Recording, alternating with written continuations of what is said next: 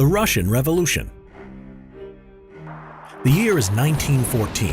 World War I had begun, and Russia was at war with Germany. The working class and the peasants make up the Russian army. However, they are not well equipped or trained for the battles to come. The year is now 1917. Millions of Russians had been either killed or wounded. The Russian people were angry at Tsar Nicholas II for getting Russia into the war, and several other reasons, including the Tsar taking personal command of the army, Rasputin's power over the royal family, food shortages, and growing political opposition. The first revolution came about in February 1917 on the Julian calendar in Petrograd, which was the capital of Imperial Russia.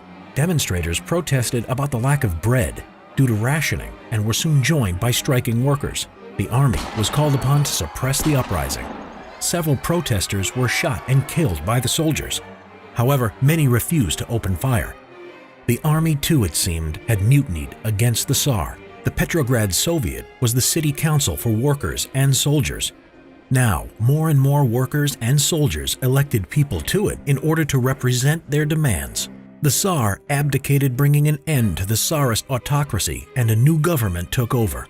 This government was run by two political parties, the Petrograd Soviet and the Provisional Government. The Bolshevik Revolution. The Provisional Government was also unpopular. It made the decision to remain in the war and failed to give land to the peasants. Vladimir Lenin and the Bolsheviks were a faction of the Marxist Russian Social Democratic Labor Party and eventually became the Communist Party of the Soviet Union. He had a simple slogan which would appeal to the people and the Petrograd Soviet: peace, bread, and land. Peace, the end of Russia's involvement in World War I. Bread, solving food shortages. And land, which would go to the peasants. He also stated all power to the Soviets, meaning that he would seize power in the name of the Soviet. On November 6 and 7, 1917, or October 24 and 25 on the Julian calendar, the Bolsheviks, led by Lenin, launched a coup d'etat against the Provisional Government. They stormed the Winter Palace and arrested the Provisional Government, putting themselves in charge of Russia's government.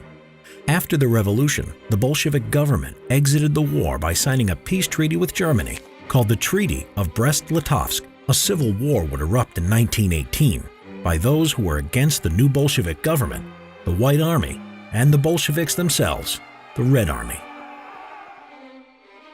Subscribe to see more history videos. Get Simple History, The Russian Revolution, and Simple History, World War I, out today.